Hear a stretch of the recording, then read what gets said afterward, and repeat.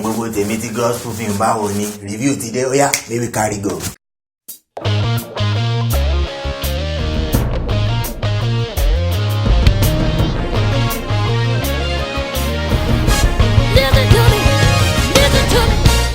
Where do I start from? This movie was such an enjoyable watching experience. It was fully loaded with a brilliant story concept, great actor performances, rich dialogue in the native Yoruba language mixed with some English, a vivid illustration of life in the motor park and of spiritual warfare and entertainment all through. From the opening shot of the movie to the end, the camera work was creatively executed. I must say this is a first-class job done by Kunle Adepoju.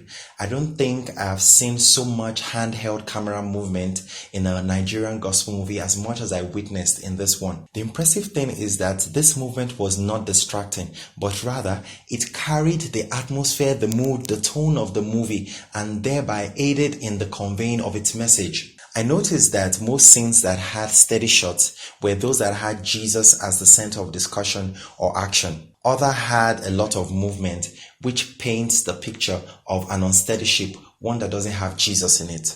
The 360 degrees camera movement were used in a few scenes to good effect.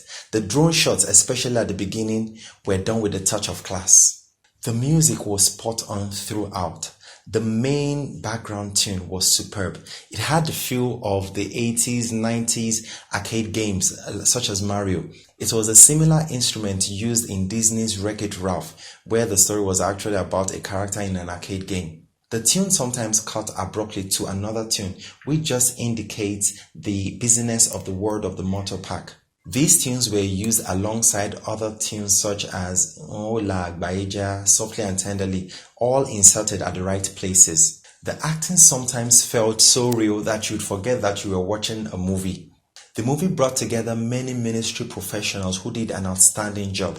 Something I found amazing about this movie is the way it gradually dips you into the story you're about to see. It starts with character actions, with character names, and then you see real names and name after name, pair of names after pair of names. You are like, oh, so he's there. Wow. Realizing that this movie has so much talent and experience in the drama ministry. It was such a great pleasure seeing the president of Evon World Network, Evangelist Shola Mik-Agboola, along with Evangelist Wole Olaleye, Sam Aliyu, Gbenga Yola, Omolara Yola, Shei Pedro Adetola, Opeyemi Akintunde, and a host of other great actors. Of course, when you have so many stars in your production, there is always the challenge of correct and proper screen time allocation such that it doesn't compromise the weight of your story. Just take a look at Marvel's Infinity War, where the relationship between the Hulk and Natasha that had been established in Age of Ultron was barely paid attention to due to the large number of individual stories the movie was bringing together. Here, however, each of these characters was cast right, and in the end, one could argue that the right amount of time was spent on character development and that there were 2 or 3 protagonists without one infringing on the importance of the others. What a performance by Sam Aliyu. Wow. Gbenga Yola, wonderful. Every character at the motor park delivered performances that were just incredible. I only wish Opeyemi Akintunde was given more to do, given the great talent that she has. But then someone made me realize that her character did what just she was meant to do. That is, rely on her man, and that she did perfectly throughout the movie. Special mentions should be given to Seun Oni's Ijaya and Gab Oluni's Danku. For me, these guys were not even acting at all. Their performance was so real that it felt unreal. Their language, dictions, mannerisms, the coarseness of the voice, everything was done to perfection. I feel that some performances in this movie should win awards during movie awards ceremonies next year. The costuming and makeup was on point. 2 thumbs up to Abayomi Ojo and Funke Adepoju for this. One of the strengths of this movie is its dialogue. I'm quite sure that a lot of research and understanding must have gone into this production to ensure that its actors eased into their characters. The dialogue was apt and it brought out the best in everyone. I like the work of the subtitler of this movie, who at certain times chose to give literal translations rather than figurative translations. This was to the effect that we would understand the meaning of each word and then we would get the humor behind each proverb before getting to understand the whole expression.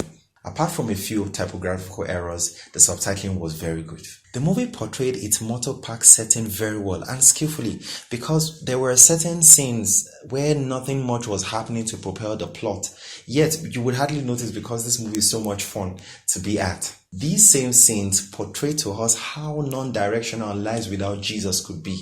This movie is a revealer.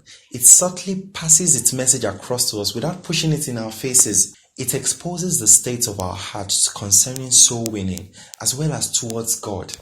There are lessons for singles and the married here also.